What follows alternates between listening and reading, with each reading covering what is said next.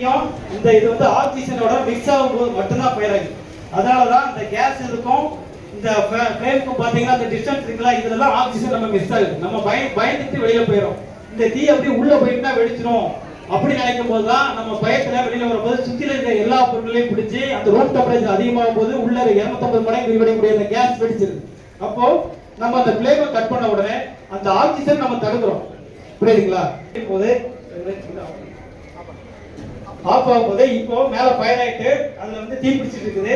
இப்போ நீங்க வீட்டுல என்ன பண்றீங்க? உடனே நம்ம பதட்டத்துல வெளியில வரக்கூடாது. நீங்க வேகமா ஒரு போர்வையை நினைச்சு ஒரு போர்வையை மொத்தமா நினைச்சிட்டு கூட அதை நீங்க எப்படி அணைக்கலாம் அப்படிங்கறத நீங்க இப்போ பாருங்க.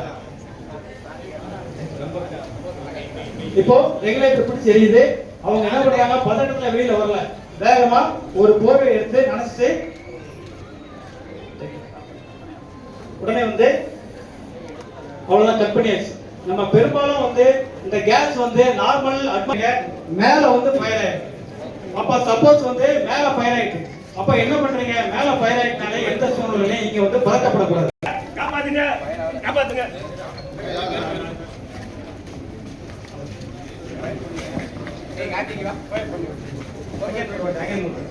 அப்ப மேல ஃபயர் ஆகும்போது என்ன ஆகுதுன்னா, மேல ஃபயர் ஆகும்போது நீங்க பதக்கத்துல வேகமா ஓடி வரும்போது ஸ்டாப் டிராப் ரோல் தான் வந்து நம்மளோட தாரக மந்திரமே. அதுதான் வேகமா நீங்க படுத்து உருண்டணும். ஒரு சிகரெட் பிடிச்சு கூட இங்கே போட்டு கால் டாக்டர் என்ன தண்ணியா இருக்குது அதை வச்சு கம்பேர் பண்ணி அமுக்கும் போது அந்த ஆக்சிஜன் தடுக்கும் போது நம்ம தூக்கிட்டு இருக்கிறோம். வந்து ஃப்ரிட்ஜ் தான். அந்த ஃப்ரிட்ஜ் வந்து எப்போ வந்து ரிப்பேர் ஆகுதோ அப்போ வந்து ஒன்று எலக்ட்ரிக்கல் சர்க்யூட் ஃபயர்னால ஒன்று ரிப்பேர் ஆகலாம், தன்னாலே ஆஃப் ஆகிடும். அப்படி ஒரு ஃபயர்னால ஆகும்போது ஃப்ரிட்ஜ் சைடில் இருக்கக்கூடிய ஃபோம் மெட்டீரியல்லாம் வந்து ஃபயர் ஆகி நம்ம தூக்கிட்டு இருப்போம். திடீர்னு மூச்சு திணறல் அதிகமாக இருக்க மாதிரி இருக்கும். அந்த மாதிரி சமயங்கள்ல அப்போ உள்ள சமயங்கள்ல வந்து பாத்தீங்கன்னா நம்ம பயப்படக்கூடாது. ஒரு ரூம்ல வந்து பாத்தீங்கன்னா ஒரு ஸ்மோக்கே வந்து ஒரு 10 மீட்டர் அளவு டிஸ்டன்ஸ் ஆயிடுச்சுனால அடுத்த விசிபிள் இருக்காது.